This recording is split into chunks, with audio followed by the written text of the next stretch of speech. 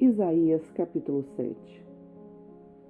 Nos dias que Acás, filho de Jotão, filho de Uzias, era rei de Judá, Rezim, rei da Síria, e Peca, filho de Remalias, rei de Israel, subiram a Jerusalém para lutar contra ela, mas não conseguiram conquistá-la.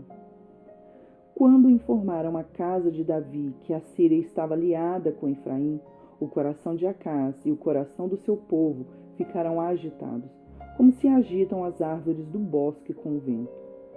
Então o Senhor disse a Isaías: Vá, agora com seu filho Sear já sube, encontrar-se com Acás, que está na outra extremidade do aqueduto do tanque superior, junto ao caminho do campo do lavandeiro. Diga-lhe o seguinte: tenha cuidado e fique calmo. Não tenha medo nem fique desanimado por causa desses 2 tocos de lenha fumegante, por causa do furor da ira de Rezim e da Síria e do filho de Remalias. Porque a Síria, Efraim e o filho de Remalias resolveram acabar com vocês, dizendo: Vamos atacar e amedrontar o reino de Judá. Vamos conquistá-lo para nós e fazer reinar no meio dele o filho de Tabeal. Assim diz o Senhor Deus: isso não tem nenhuma chance de acontecer, porque a capital da Síria é Damasco, e a cabeça de Damasco é Rezim, e dentro de 65 anos Efraim será destruído, e deixará de ser povo. A capital de Efraim é Samaria, e a cabeça de Samaria é o filho de Remalias. Se vocês não crerem, certamente não permanecerão. E o Senhor continuou a falar com Acás, dizendo: Peça ao Senhor seu Deus um sinal que seja embaixo nas profundezas ou em cima nas alturas. Acás, porém, disse: Não pedirei, nem tentarei o Senhor. Então Isaías disse: Agora escute, ó casa de Davi. Será que não basta vocês abusarem da paciência dos homens?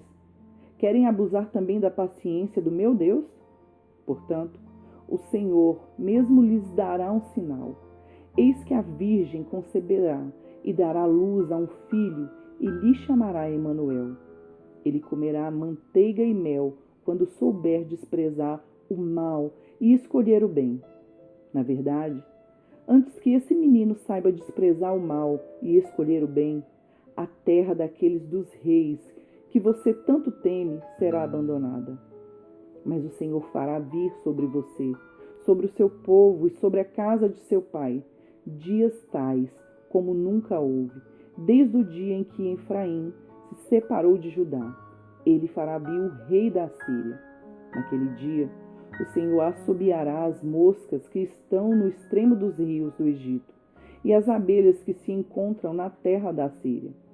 Elas virão e pousarão todas nos vales profundos, nas fendas das rochas e em todos os espinhos e em todas as pastagens. Naquele dia, o Senhor raspará com uma navalha alugada do outro lado do rio, a saber, por meio do rei da Síria. Rapará a sua cabeça e os cabelos dos seus pés, e tirará também a sua barba. Naquele dia, um homem manterá apenas uma vaca nova e 2 ovelhas, e será tal a abundância de leite que elas lhes darão, que comerá manteiga. Todo o restante que ficar no meio da terra comerá manteiga e mel. Também, naquele dia, todo lugar em que houver 1000 videiras, no valor de 1000 moedas de prata, será tomado por espinheiros e ervas daninhas. Como flechas e arco se entrará aí, porque os espinheiros e as ervas daninhas cobrirão toda a terra. Quanto a todos os montes, onde se costuma cavar com enxadas, para ali você não irá com medo dos espinhos e das ervas daninhas. Eles servirão para pasto dos bois e para serem pisados pelas ovelhas. Isaías capítulo 8. O Senhor me disse: pegue uma tabuleta grande e escreva nela de maneira inteligível: Maher Salal Hasbaz. Como testemunhas fidedignas, chamei o sacerdote Urias e Zacarias, filho de Jerebequias. Então tive relações com a profetisa. Ela ficou grávida e deu à luz um filho. E o Senhor me disse: ponha nele o nome de Maher Salal Hasbaz, porque antes que o menino saiba dizer papai ou mamãe, as riquezas de Damasco e os despojos de Samaria serão levados ao rei da Síria. O Senhor falou comigo de novo, dizendo: visto que este povo desprezou as águas de Siloé, que correm bradamente, e está se derretendo de medo diante de Rezim e do filho de Remalias, eis que o Senhor fará vir sobre eles as águas de Eufrates, fortes e impetuosas, isto é, o rei da Síria com toda a sua glória. Essas águas encherão o leito dos rios e transbordarão por todas as suas ribanceiras. Penetrarão em Judá, inundando-o, e passando por ele, chegarão até o pescoço. As suas asas estendidas cobrirão a largura de toda a sua terra, ó Emanuel. Fiquem furiosos, ó povos, e serão despedaçados. Deem ouvidos todos os países distantes. Preparem-se para a batalha, e vocês serão despedaçados. Sim, preparem-se para a batalha, e vocês serão despedaçados. Elaborem projetos, mas eles não serão frustrados. Deem ordem, mas elas não serão cumpridas, porque Deus está conosco. Porque assim o Senhor me disse, tendo forte a mão sobre mim, e me advertiu que eu não andasse pelo caminho deste povo. Ele disse: não chamem conspiração a tudo que este povo chama conspiração. Não temam aquilo que o povo teme, nem fiquem apavorados. Ao Senhor dos Exércitos, a Ele vocês devem santificar. É a Ele quem devem temer, é dele quem devem ter pavor. Ele será um santuário para vocês, mas será pedra de tropeço e rocha de ofensa às duas casas de Israel. Será laço e armadilha aos moradores de Jerusalém. Muitos deles tropeçarão, cairão e serão despedaçados, serão enlaçados e presos. Guardem bem o testemunho e cele a lei entre os meus discípulos. Esperarei no Senhor, que esconde o seu rosto da casa de Jacó. A ele aguardarei. Eis-me aqui com os filhos que o Senhor me deu, com sinais e maravilhas em Israel, da parte do Senhor dos Exércitos, que habita no monte Sião. Quando disserem a vocês: consultem os médiuns e os adivinhos, que sussurram e murmuram, será que um povo não deveria consultar o seu Deus? A favor dos vivos se consultarão os mortos? A lei e o testemunho. Se eles não falarem segundo esta palavra, jamais verão a luz do alvorecer. Passarão pela terra duramente, oprimidos e famintos. E quando tiverem fome, enfurecendo-se, amaldiçoarão o seu rei e o seu Deus, olhando para cima. Olharão para a terra, e eis aí angústia, escuridão e sombras de ansiedade, e serão lançados em densas trevas. Salmos 110. Disse o Senhor ao meu Senhor: sente-se à minha direita, até que eu ponha os seus inimigos por estrado dos seus pés. O Senhor lhe enviará de Sião o cetro do poder, dizendo: domine entre os seus inimigos.